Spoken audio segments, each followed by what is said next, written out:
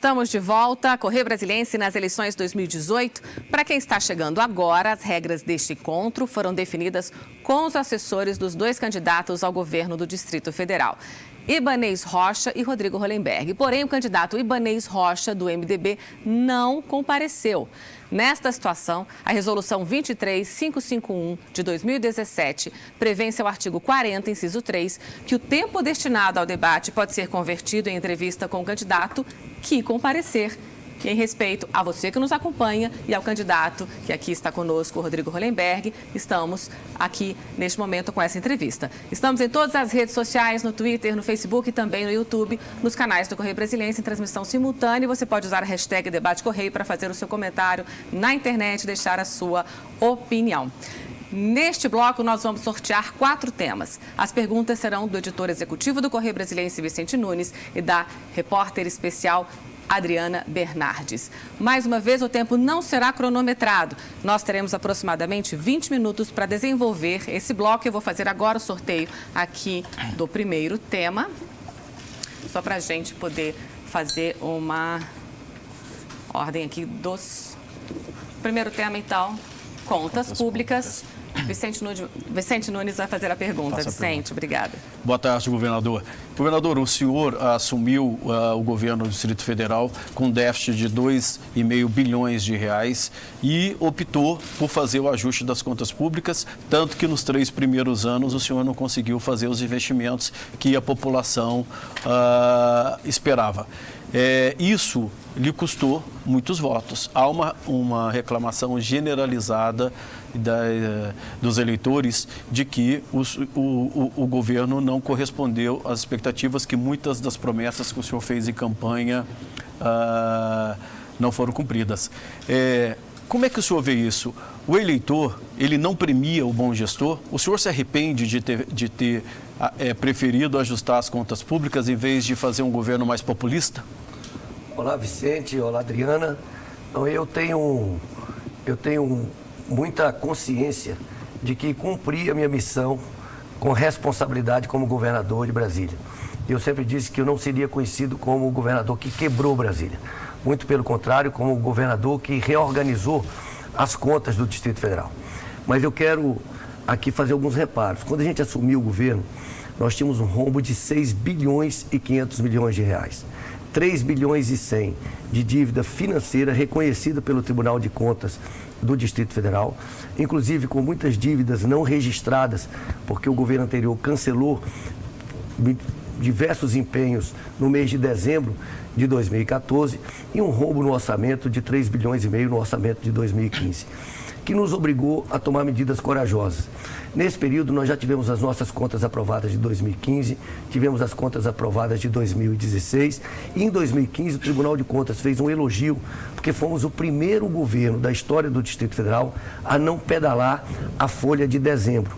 Ou seja, nós vamos concluir o nosso governo com uma folha de pagamentos a mais, né, empenhada e paga com recursos do mesmo exercício financeiro, orçamentário e financeiro, né, o que faz com que isso seja a primeira vez na história. Agora, vejam, foram as contas arrumadas que permitiram que os servidores públicos estejam recebendo em dia, os fornecedores e os prestadores de serviços estejam recebendo praticamente em dia e que já tenhamos pago grande parte das dívidas do governo anterior. E é muito importante registrar que neste período nós já estamos efetivados 3 bilhões e 700 milhões de investimentos. Eu lamento muito aqui a ausência do candidato adversário, que tem feito propostas mirabolantes, porque eu queria contestá-los, né, tanto quando ele diz que nós vamos deixar um rombo nas contas públicas, como quando ele faz as promessas, que é uma questão completamente contraditória. Ele diz que a situação do Distrito Federal não está tão boa como a gente diz que está. E, ao mesmo tempo, ele faz propostas que, se executadas, levariam o Distrito Federal a um caos completo. Pois veja, ele promete, ele diz que vai dar para... Mas espera aí, embaixador, eu queria contestar um pouquinho os seus dados, porque quando a gente olha os dados do Tesouro Nacional, 7 estados e o Distrito Federal correm o risco de não cumprir a lei de responsabilidade fiscal esse ano. Inclusive, o seu secretário de Fazenda, Wilson de Paula, reconheceu que será difícil fechar as contas esse ano e quitar despesas já empenhadas no valor de 600 milhões de reais. Outra coisa, o senhor não deu reajuste para os servidores, a última parcela que havia sido negociada lá com o Agnello Queiroz, e mesmo assim, o gasto com o pessoal, ele está no limite de alerta previsto pela Lei de Responsabilidade Fiscal, segundo dados do Tesouro Nacional, 45,01% das receitas líquidas correntes, sendo que a partir de 46%, 46,5% já seria no limite prudencial. Como é que o senhor explica isso? O senhor disse que está tudo bem, mas os dados do Tesouro mostram exatamente o contrário. Não mostram não, vejam bem. O seu próprio secretário disse que não vai conseguir pagar a despesa. Primeiro é importante registrar que quando a gente assumiu o governo, nós estávamos com os limites da Lei de Responsabilidade Fiscal completamente extrapolados. Mais de 50% do gasto com o pessoal. Hoje nós estamos com 45%, nós estamos fora do limite prudencial e vimos reduzindo. Quando assumimos o governo, o comprometimento do orçamento com a folha de pagamentos e benefícios era de 81%, hoje é de 71%. Nós temos hoje no Brasil 16 estados que estão no limite prudencial da Lei de Responsabilidade Fiscal e nós saímos. Nós tínhamos um comprometimento de mais de 50% e estamos com 45%.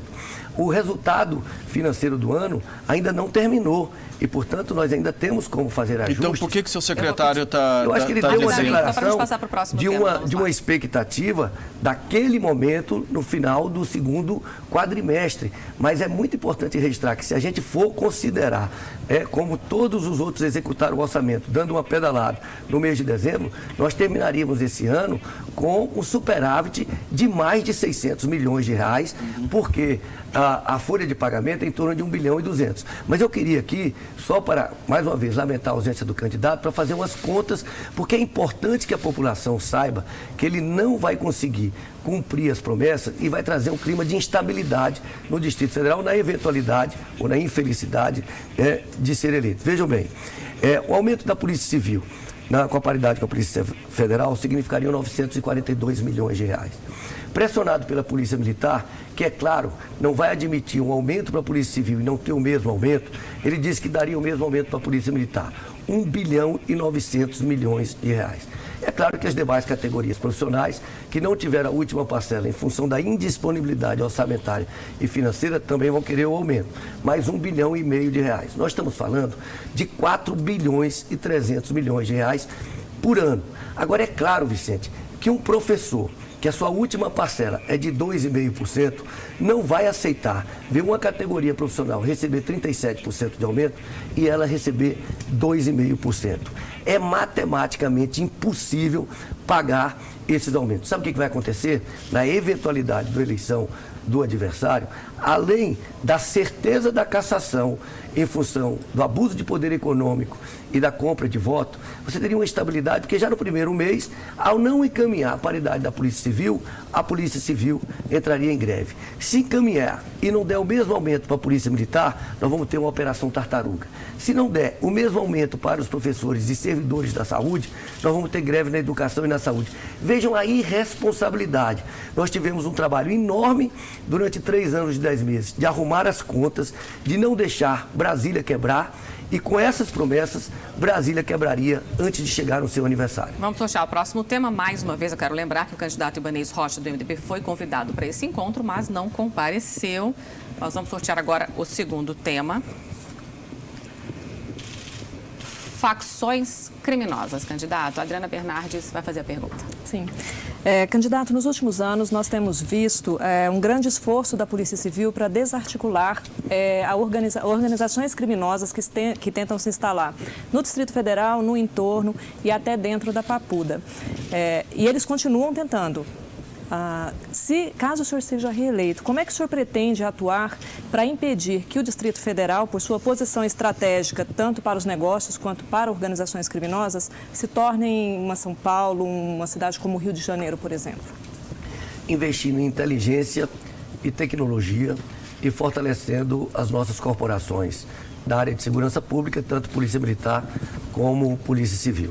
Veja você que nós temos aqui em Brasília os maiores índices de resolutibilidade dos crimes. E nós juntamos no nosso governo toda a área de combate ao crime organizado, que foi fortalecido nesse governo. Isso tem contribuído. O combate ao tráfico de armas, o combate ao roubo de bancos, o combate ao crime organizado tem produzido um resultado paralelo, que é uma redução muito significativa do número de homicídios. Você sabe que aqui a maior parte das pessoas, das vítimas de homicídios, são pessoas já com passagens na polícia, ou seja, os homicídios, grande parte deles, são frutos de brigas de quadrilhas. E nós tivemos a maior redução do número de homicídios do Brasil nesses 3 anos e 10 meses. Neste momento, até hoje, nós estamos com a menor taxa de homicídios dos últimos 30 anos. Exatamente em função desse trabalho, de investimento em tecnologia, em informação e no trabalho articulado da Polícia Civil e Polícia Militar. Próximo tema, vamos sortear mais um agora. O candidato Rodrigo vai responder. A AGFIS, quem faz a pergunta é Vicente Nunes. Sou eu. Governador, durante a campanha, todos os seus concorrentes disseram que uma das primeiras medidas a serem tomadas era acabar com a AGFIS, que combateu aí a grilagem de terras, construções ilegais. E muitos acusam o senhor de abuso de autoridade. Inclusive em áreas como Lago Sul e Lago Norte, onde foram derrubadas cercas, muros, o senhor perdeu a eleição. O senhor se arrepende de ter feito esse trabalho da AGFIS? Ou o senhor acha que extrapolou nas ações? Veja, Vicente, eu tenho um maior orgulho de dizer, isso é um legado que nós estamos deixando para as futuras gerações de Brasília, a Orla do Lago aberta, a Orla do Lago democratizada.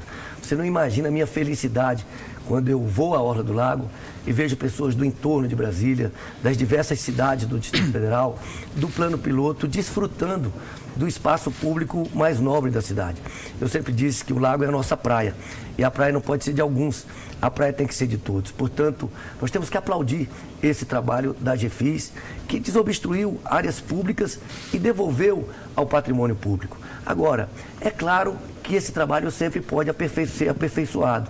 É claro que o trabalho da AGFIS é realizado por pessoas. E pessoas cometem erros, pessoas cometem excessos. Daí a importância da gente ampliar os órgãos de controle, de fiscalização, mas se a gente não tiver um órgão como a AGFIS, um órgão de fiscalização que possa atuar sem interferência política, o resultado disso vai ser o caos, vai ser o crescimento desordenado, vai ser a falta de água, como passamos ao longo desse período, em função exatamente da grilagem e da ocupação desordenada. Vicente Pires, por exemplo, a gente está vivendo uma tragédia e o Distrito Federal não fez nada em termos de derrubada de terra lá, é uma evasão total.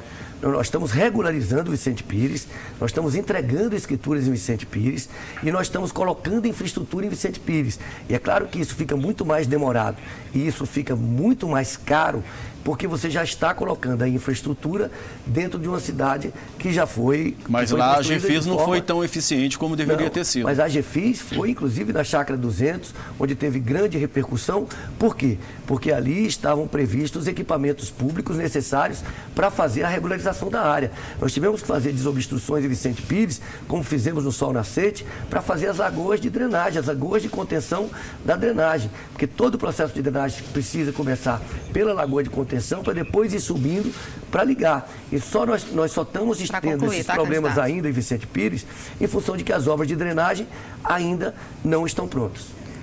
Obrigada, Vicente. Obrigada, Adriana Bernardes. No próximo bloco, tema livre, o candidato Rodrigo Hollenberg vai responder às perguntas dos jornalistas Paulo Silva Pinto e Denise Rotenburg. Mais uma vez, eu quero lembrá-lo que para este encontro foram convidados os 2 candidatos que disputam o segundo turno das eleições no DF. Ibanez Rocha, do MDB, não compareceu. De acordo com a lei eleitoral, o tempo reservado aos 2 pode ser convertido em entrevista com o candidato que comparecer. E estamos em todas as redes sociais, no Twitter, Facebook e também no YouTube, em transmissão simultânea, nos canais do Correio Brasiliense. Use a hashtag Debate Correio para marcar o seu comentário, a sua opinião. A gente volta em instantes.